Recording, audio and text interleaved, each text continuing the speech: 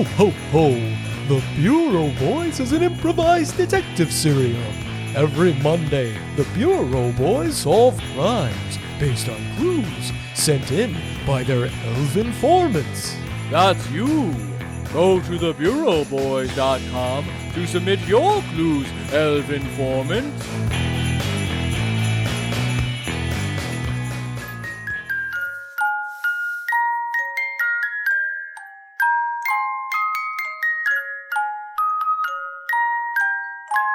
When we last left the Bureau Boys, they were in the Hill Valley Orphanage.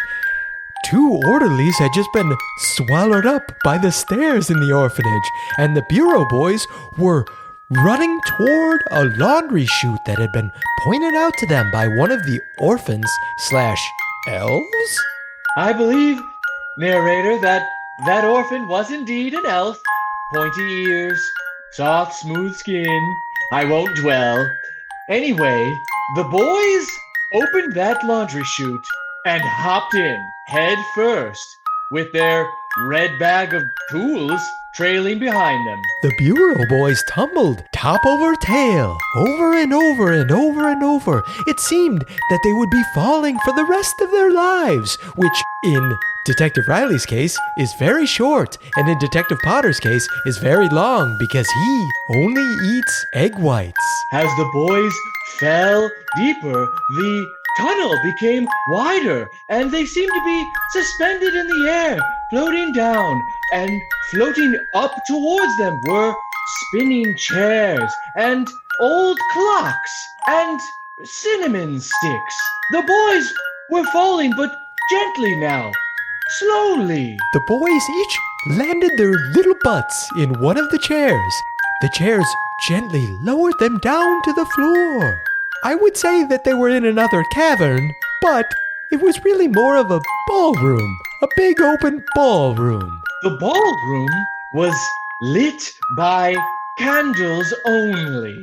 Small, short candles lining the outside of the ballroom. To give it the titular ballroom, those candles were reflecting off of a disco ball, a large one suspended from the ceiling in the middle of the room. On one side of the room was a string of disheveled and broken down poor little boys, and on the other side of the ballroom were equally disheveled, broken down poor little girls, in tattered clothings all, staring at one another from across the great expanse of the ballroom, kind of like a cotillion.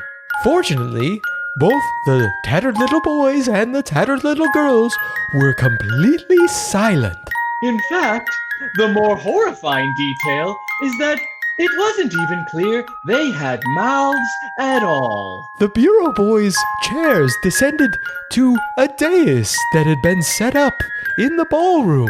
A slow clapping emerged from the darkness. The Bureau Boys turned to face the slow clap, and a dark figure emerged from the disco ball glows and the candlelight. Ooh, ooh, ooh. Well, what have we here? 2 strapping young lads in my dungeon. In my basement of my orphanage. What? Your orphanage? Detective Potter, I think this is Mrs. Claus. You know, who runs the orphanage? Yeah, I know Mrs. Claus, Detective Riley. I've known her since I was 2 years old. Her husband always would come and drop a... You know what? Never mind, Detective Riley. My husband, eh? My husband? With that, Mrs. Claus points to the wall. The far wall that doesn't have little orphans attached to it. The Bureau Boys look over and see a crucified Santa Claus. Okay, Mrs. Claus, I swear I did not crucify him. We've only ever crucified a gym teacher. I also can swear that I also did not crucify... Well, I know that, boys. Of course you didn't crucify him. 'Twas I. 'Twas the night before Christmas when I crucified my husband, Santa. What? But Christmas! This could end it all! Detective Riley, quick sidebar. Of course, we're sitting right next to each other. Yes. Do you think this is why we didn't get any presents last year? Oh my God, he's been dead for an entire year. Mrs. Claus, I assume that is your name. Well, of course it's my name, boys. Mrs. Claus, when did you crucify your husband? Ho,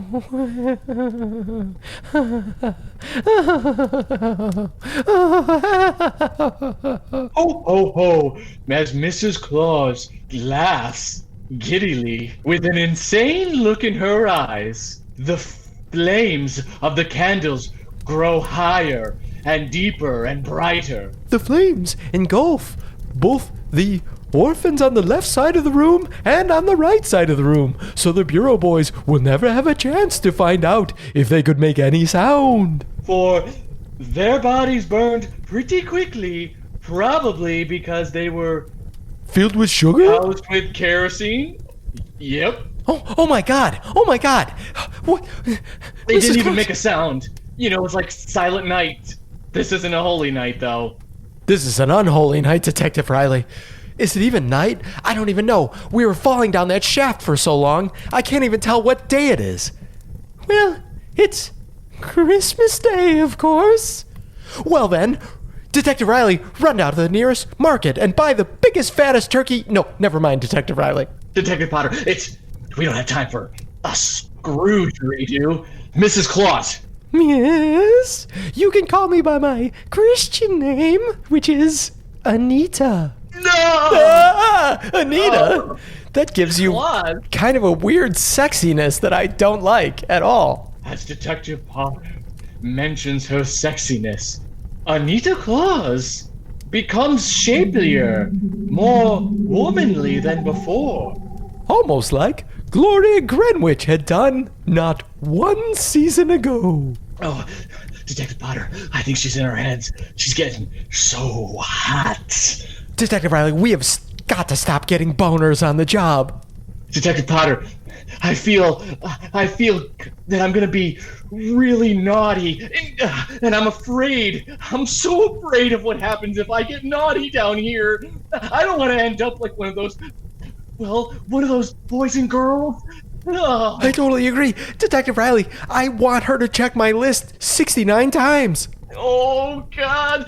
Put some coal in my butt. Put it in there, Mrs. Claus. Oh, what am I saying? Just as Detective Riley and Detective Potter are getting caught in the thralls of passion, Detective Potter has an idea.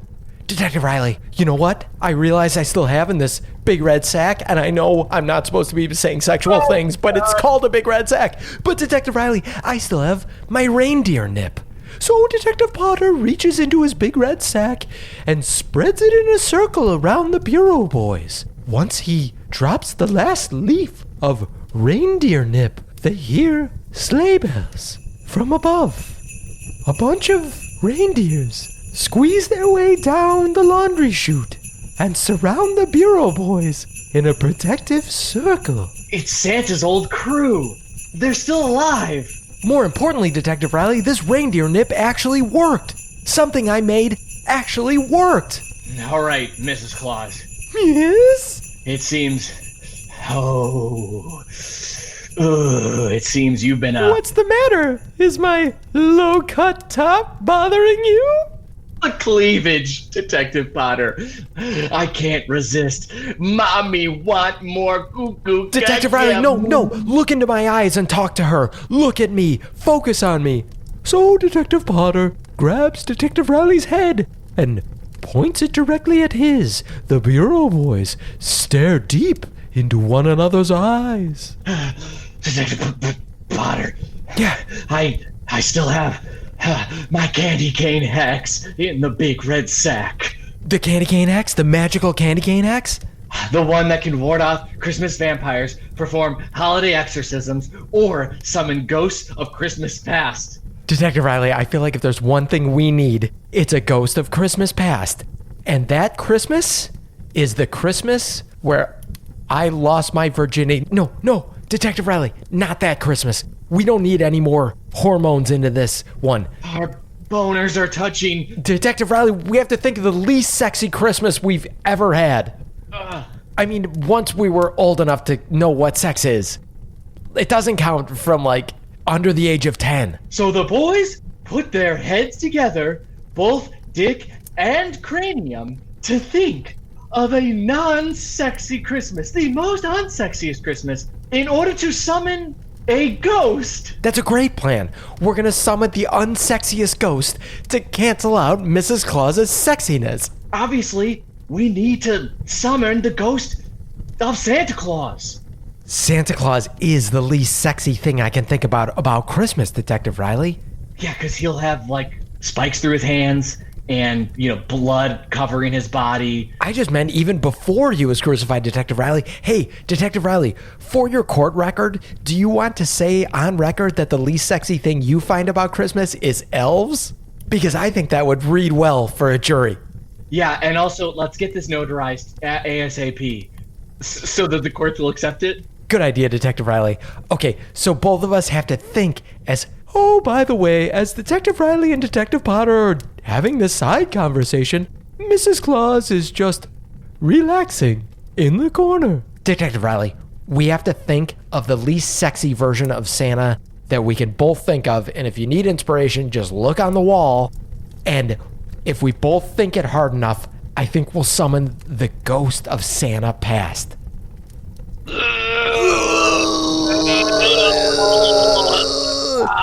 As the Bureau boys strain to think about crucified Santa, And also, big, fat, tubby Santa, and perhaps even how he got so tubby. All those late-night pretzels and... pretzels? You give Santa pretzels? No wonder you don't get good gifts. Cookies and milk, you dimwit. And how he picks lint from his belly and between his toes when Mrs. Claus is not home. As the Bureau boys are thinking of these sexless and sexless details about Santa, a blue glowing Santa apparition starts to appear in the middle of the room. But then both the Bureau boys' thoughts are drawn to that conversation with the orderlies about how big of a dick Santa has. For a brief moment, the apparition fades. Detective Riley, are you thinking about what a big dick Santa has?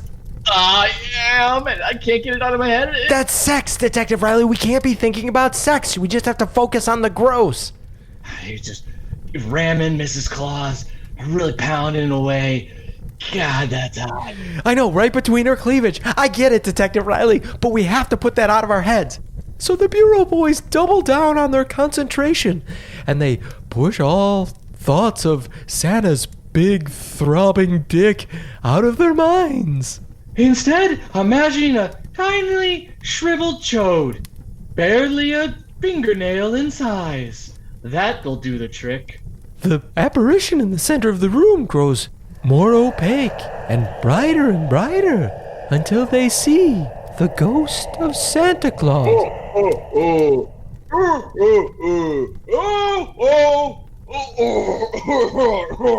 Santa, are you okay? I've seen better days. Santa, I don't know how to tell you this, but you're dead.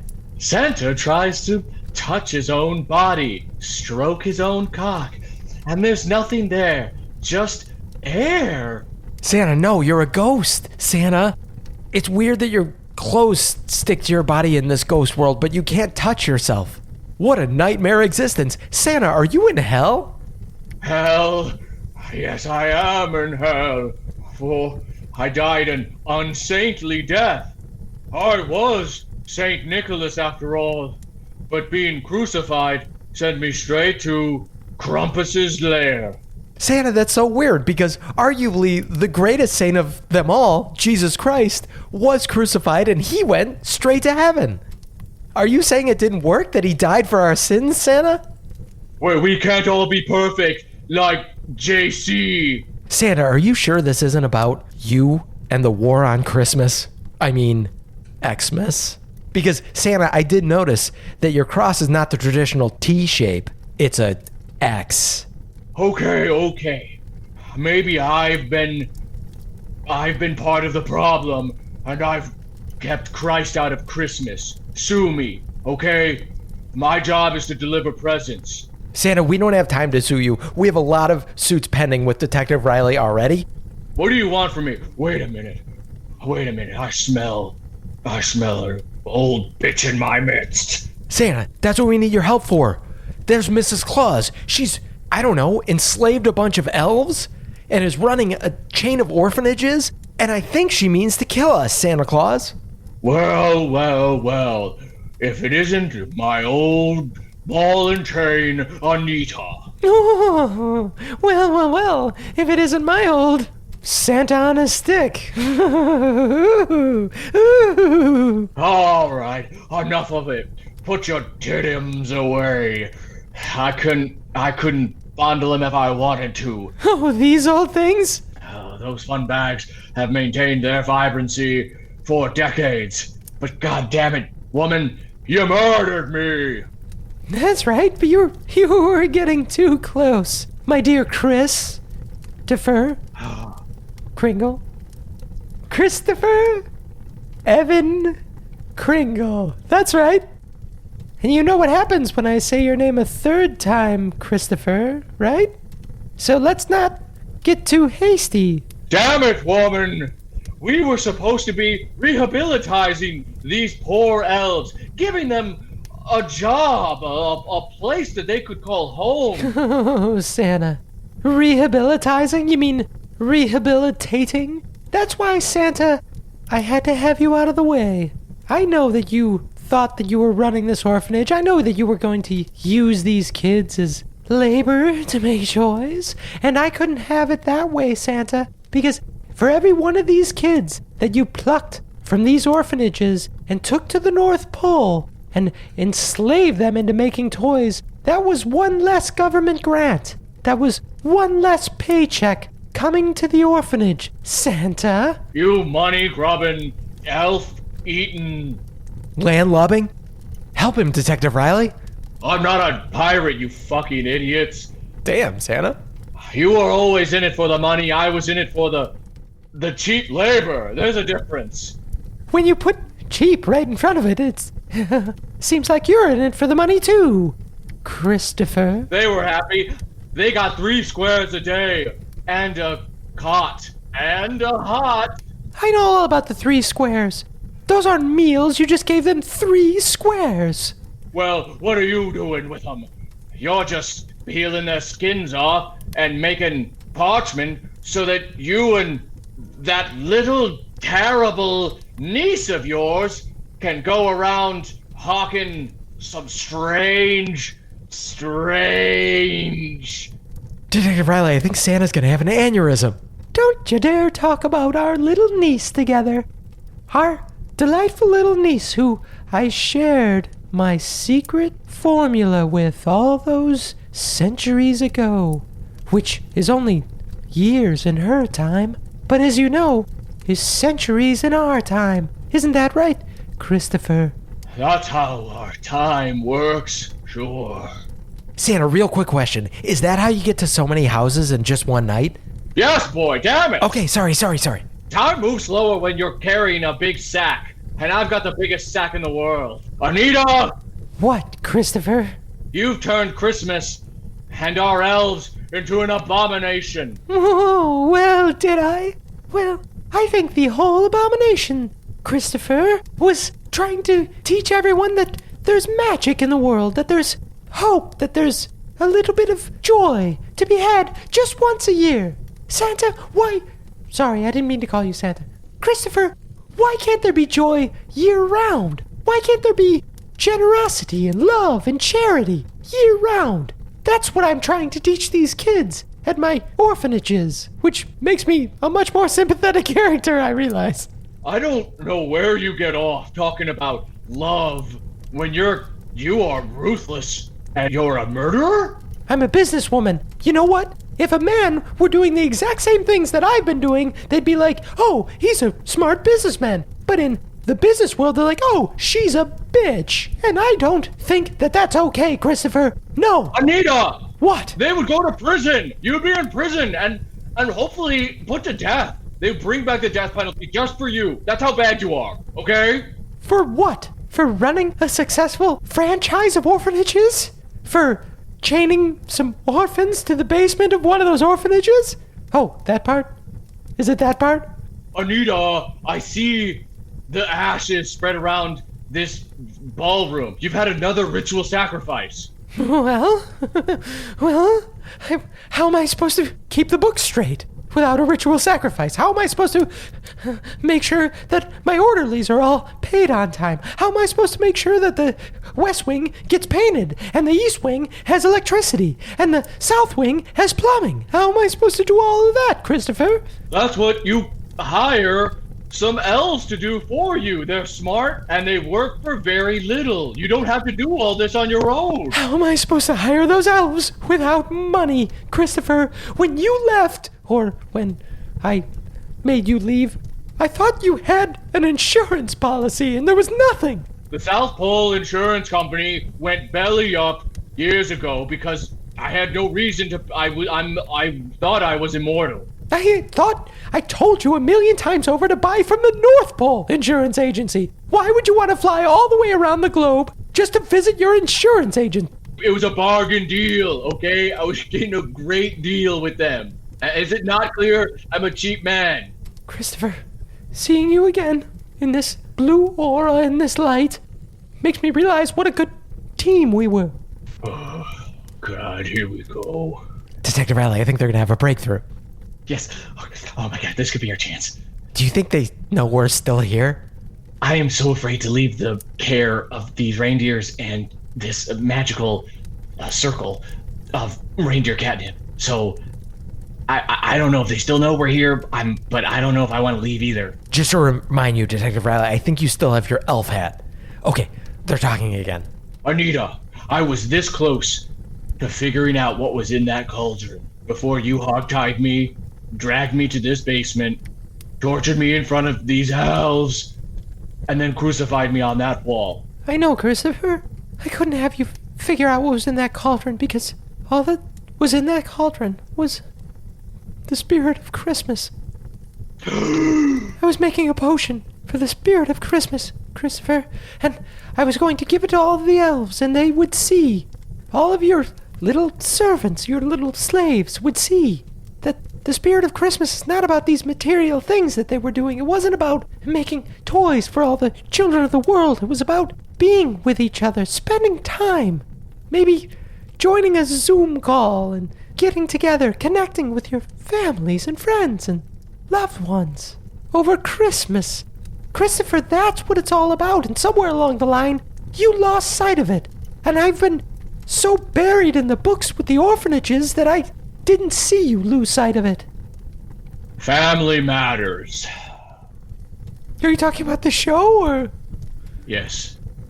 did I do that? You did it for me. You used to, at least. What? You used to show me what that show used to show the world. That's about family, coming together, life lessons. Whatever happened to a sitcom that had a point, a purpose, could teach America how to be better to each other? God, if only Bill Cosby wasn't a goddamn rapist. Really, really screwed things up. Santa? Mrs. Claus? Yeah, guys? Detective Riley and I, a couple cases back, had been working on a screenplay that could maybe be adapted to a serial sitcom? I know this is a long shot, but, you know, you guys got the resources, you've got the connections. Unlimited labor for the crew? Detective Potter, I don't think they're listening to us at all. No, let's... Give me your 30-second pitch, and I want to hear it from Detective Riley. Don't you say a word, Detective Potter, because I won't hear it. Detective Riley, you got this? Yeah, so it's about these... Okay, so picture this. Zoom in.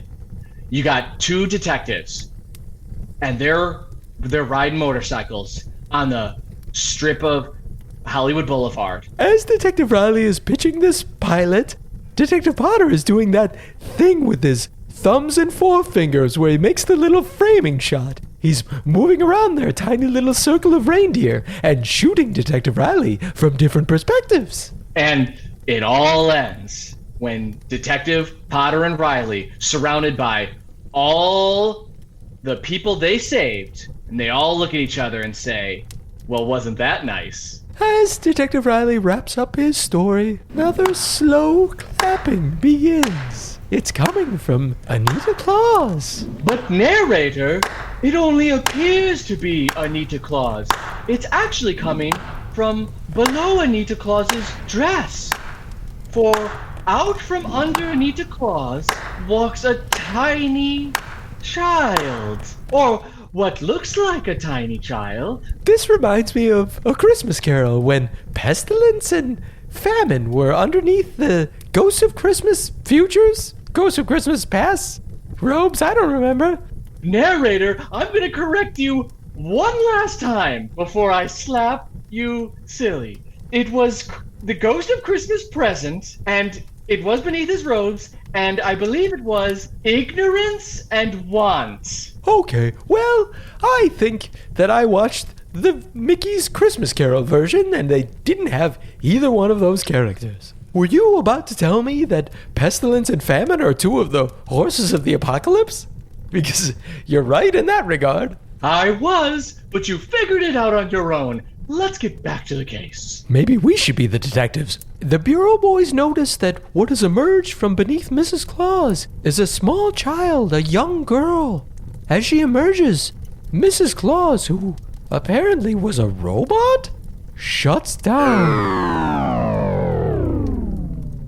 Oh, Grandpa, good to see you. You're looking a little bit livelier than you were when we crucified you. Detective Riley, I know that we haven't done much this entire time, but that is Santa Claus and Anita Claus's granddaughter. Grandchild. She's the one who wrote the recipe, or who wrote her mother's recipe down as her homework assignment that we found by the Rotten Reindeer Ranch. That's right. But if she's the grandchild, and Mrs. Claus is some kind of automaton, android. Detective Riley, I'm going to quibble with you right there because she doesn't seem to be an automaton or an android because she needs to be controlled, it seems, by someone within. She's a machine or a robot. All right, well, this is way over my head. Well, I guess a robot is maybe I don't know. Yeah, okay. She's not human, Detective Riley. Pop, old furry beard. I've been controlling Grandma for centuries. Oh, little Susan. That whole time when I was porking Grandma, you were in there? Detective Riley, the orderlies said that they would have sex all the time, too, because Santa's got that big old D. And this explains why Mrs. Claus could change her form from fat and ugly to, like, slim and really, really hot. Yeah, we agree she's super hot, right? Yeah, oh, yeah. She's super hot. Bazingo. Just for the record, too, it doesn't count if you're super attracted to a little girl that looks like a super hot woman. That little girl has to be hundreds and hundreds of years old, right? That's what we're learning, right? That's a good point. These people are centuries old. Wait, I think they're explaining it. I remember when my son, Lawrence... Of Arabia? Wait, you're the father of Lawrence of Arabia? Of course I am. I have the biggest sack. Haven't I Wow. told you that before? Yes. I'm like Genghis Khan. Are you like Genghis Khan or Lawrence of Arabia? Because I'm like Genghis Khan. I've impregnated a lot of women, and pretty much everyone's related to me. And so a lot of great people are related. And this here, I don't know why I'm explaining to you, you fucking human, but this little girl, she was the daughter of my great son, Lawrence of Arabia. your great son? He was a great son. Oh. One of the best. Better than Alexander the Great? Because, I mean, it was right in his name. They didn't call him Lawrence of Greatness. I'm not picking favorites right now between my children, but yes. Also, Alexander the Great was a child of yours? Yes, he was the I first. tricked you into admitting that. Oh, these humans, I could crush you, but I'm a good man. I'll deliver your presents if I ever get reinstated in my corporeal body. You can't crush us. You can't even touch yourself. How can you do anything to us? Yeah, na boo boo, you can't jerk off. So the Bureau boys turn and show their bare buttocks to Santa Claus, who can do absolutely nothing but stare. Yes, Pop. Yes, I am. Susan, what you don't know about me was that back then, I found a lamp with a genie in it. Oh, Pop, I rubbed that lamp. Oh, yes, I did. And I asked for immortality in this body. Detective Riley, we've got to get some sort of confession out of these two. This conversation has gone on far too long. What's the end game here? What does Susan want?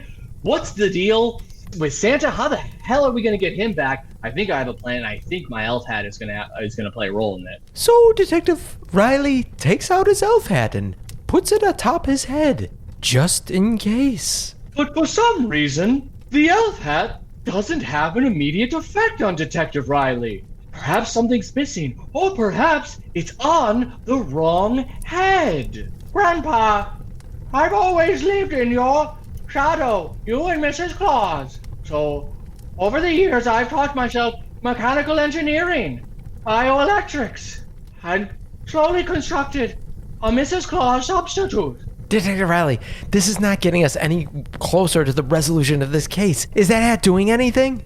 No, it's not. It's having no effect. I don't feel any magical powers, and you know I'm very in tune with my magical aura. Yes. Do you think you have it on the wrong head? Wait a minute. I'm not an elf. And as you all know, Santa Clauses have elf blood in them. That's a good point, Well, Detective Riley. I guess there's only one Santa Claus, but he definitely has elf blood in him. He's eaten a lot of elves. Yeah. Well, I think secretly because Mrs. Claus was like feeding it to him. We don't know what's going on. Yeah, and he probably has absorbed something through his skin because he has so much elf blood on his hands. Right. Okay, here's the plan. I'm gonna flick this cap on to Santa's head. With your finger? Yeah. Can you hold it like a football? Like a football. for me? Yeah. Yeah, and then I'll flick it. Yeah, like paper football. Yes, of course. So Detective Potter folds the hat up into a little paper football. He holds up his fingers like goalposts, and Detective Riley prepares his finger to kick the hat through the air onto Santa's head. Pop, I've been cooking bits of Mrs. Claus for you. That's what I've been boiling out there in my cauldron. And you've been eating her until, of course, I had to get rid of you because you were figuring it out. Okay, Detective Riley. This is a really fucked up Really weird. family squabbles here. I don't even understand where the jealousy, the revenge begins and where the psychopathy ends. Yes, so what I've gathered, though, Detective Riley, is that Mrs. Claus, who we now know is her granddaughter, whatever it is, whatever her connection is, or just her granddaughter, Yep. has been trying to keep this franchise of orphanages up and running. She needed Santa out of the way. And if you remember, she made that potion because she wants to have the world be good, to be a better place. So Yeah. this little girl just, I don't know, might need a hug. Yeah, it's very confusing because she said she wanted the world to be a better place, but she killed her grandmother, has been feeding her to her grandfather. Wait, she killed her grandmother too? I missed that part. She just said, yeah, because she's been feeding Mrs. Claus to Mr. Claus. Well, but that doesn't mean she killed her. It just means she was feeding her corpse to him. You think she killed her too? Should we ask any questions? I know I'm way too afraid to get involved in this squabble. I think the conjecture between the two of us right now, huddled behind these gigantic reindeer, is enough. Yes. And you guys are super handsome looking, by the way. Okay, so we got that part. So that explains the weird smells. We're the ones who summoned Santa back, so that's on us. That's a big on us. Oh, we definitely summoned Santa back. Yeah. Because I think this little girl, this fucking Whoa. This little girl figured out that Santa was going to get close to her. You can't say fucking and little girl in the same sentence. Well, okay, very good. Thank you. And for keeping me, getting me ready for my upcoming court case, which I will win because I was framed, and it doesn't even make sense. You don't need to explain it to me. I'm on your side. Go. Okay, I'm not a monster. I know. Right. So we got that, but there have been elves being made into paper. We know that. Correct. And I guess I don't know. It's like they got fucking. I'm swearing I have a storm over I here. know. Because Calm down, Detective Riley. Detective Potter slaps Detective Riley in the face twice. Are you okay? Calm down. all we need to know about, Detective Riley, is how we get the hell out of this situation. Because Santa can't hurt us, but that little girl I'm a little bit scared of. If she can make that huge Mrs. Claus, that huge sexy Mrs. Claus, if she can make that, I'm just worried that she's going to harm us. We just have to get out of here, Detective Riley. I think we've solved this case. We know where the smell was coming from. Okay, get into formation, and I'm gonna punt this hat. Okay. So Detective Potter picks up his hat, folded into the shape of a paper football. Detective Riley winds up his finger. After giving a couple test flicks, he kicks the hat into the air. It spirals through the air, unfolding as it goes and lands perfectly atop Santa's head. And as it does, the crucified Santa on the wall disappears, the stakes dropping to the floor, along with the cross, of course, that he was crucified on. And there, appearing below the hat, filling in the spiritual body, is the plump, vibrant, healthful body of one Saint Nicholas. Santa Claus. Oh, oh, oh! I'm back, baby! Santa sees his granddaughter menacing the Bureau boys and sees the robot body of his ex-wife, or widow. He grabs his granddaughter and twists off her head like a dandelion. For Santa has been keeping tabs on who's been naughty and who's been nice, even beyond the grave. Ho, ho, ho, ho, have I been waiting to do that. Jesus Christ, Santa. I've had a list of naughty boys and girls who are unnamed, and I've been searching the globe for decades, hundreds of years even, to find them. Turns out my own granddaughter was one of them, and she's been so naughty no amount of coal would do the trick, so I had to decapitate her. And that's on the record. Oh my God, Santa Claus, you're back. I'm feeling good, too. Santa, it's Christmas Day. There's still millions and billions of children around the world that are waiting for gifts from you. Do you think you have time to give them gifts? You bet your sweet buttocks I got time. In fact, I can rewind time. Me and my trusty reindeer. Let's go! Santa, I hate to tell you this, but all of your reindeer are dead, but you can have these reindeer that we summoned here to protect us in this circle. You have to promise, though, that you're not going to kill us, and also you're going to give us gifts. Ho, ho, ho. You boys have been very good. You've saved the orphanage. You've helped me come back to life. I've been able to murder my great grandchild,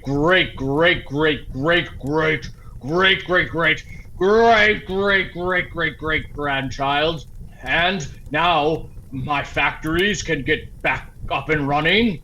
Okay, Santa, though, you have to make us a promise about those factories. You're not going to use any of the kids or elves from the orphanages that your wife started. We want you to make money off of these orphanages. She must have left them all to you in her will. You have the power to keep these orphanages up and running, and with all that money you make off the orphanages, you don't have to have all this like slave labor. You can pay your elves a living wage, Santa. Maybe give them medical care. Okay, I'll consider it. No, I need a verbal yes, Santa. Ooh, by the contract of you bringing me back to life, I suppose, I will make one concession, and that is to pay my elves fairly, give them a day off or two. You can give them a bunch of days off. They only really have to work during December. Oh boy. Oh, you don't understand Christmas. The Christmas That's at all. true. You don't understand what That's it's like. What it's like being in the factory. So shut Okay, up. sorry. So I'll give them 2 days off. Here's the deal. We're negotiating. Okay, we're yeah, negotiating. 2 days is fine. I'll give them 2 days. They get fed, and Good. and if they break a leg, I won't just take them to the shed and shoot them in the face. Okay. I will provide them with some help. I'll get a doctor on staff. Okay, great. Detective Riley, is that good for you? Yeah, I didn't want any of that. I just wanted my presents. So as long as I'm getting those, it's all fine with me. I think what Santa's doing is great. Okay, Santa, it's a deal. So Detective Potter and Christopher Kringle shake hands, making it a binding, valid contract. And then Santa flicks off his elf hat and puts on a big red Santa hat with a little white ball on the end of it. Santa, do you need to borrow this? Detective Potter offers his big red sack up to Santa. Santa, with a wink of his eye, takes the big sack. Come on, Dasher, Dancer, Prancer, and Vixen. Let's go, Comet and Cupid and Donner and Blitzen. Detective Riley, did he say Cupid? I don't care. I'm serious. I just want my presents. I do not care about anything else right now. Also, these aren't his reindeer, but they're responding, it seems like. And let's not forget the greatest reindeer of them all. Ass? Down the chute comes the greatest reindeer of all. Ass.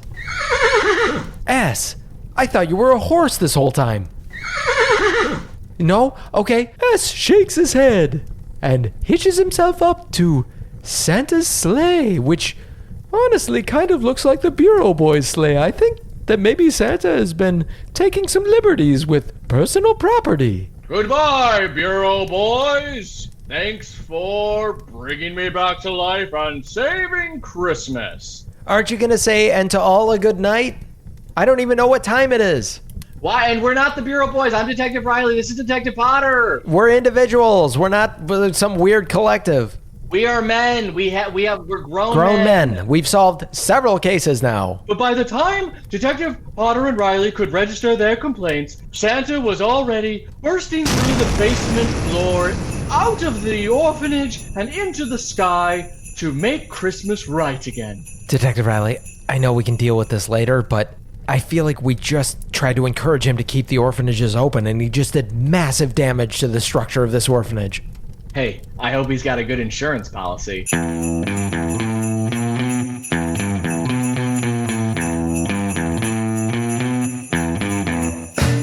And so Santa was able to make all of his deliveries on that Christmas day, thanks to the Bureau Boys.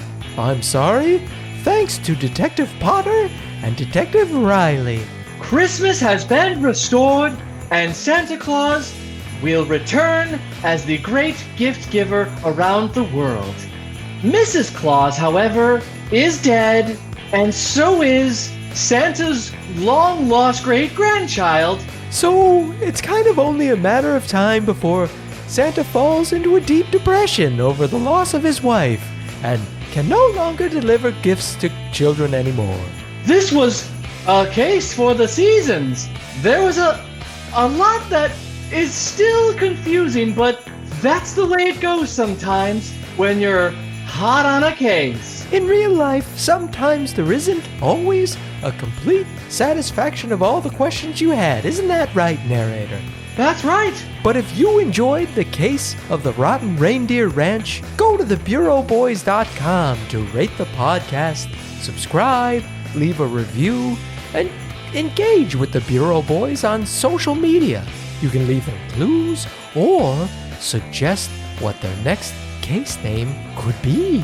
And while you're at it, why don't you tell all your friends and family to listen to the Bureau Boys as well? But don't tell the criminals, for the Bureau Boys are coming for them.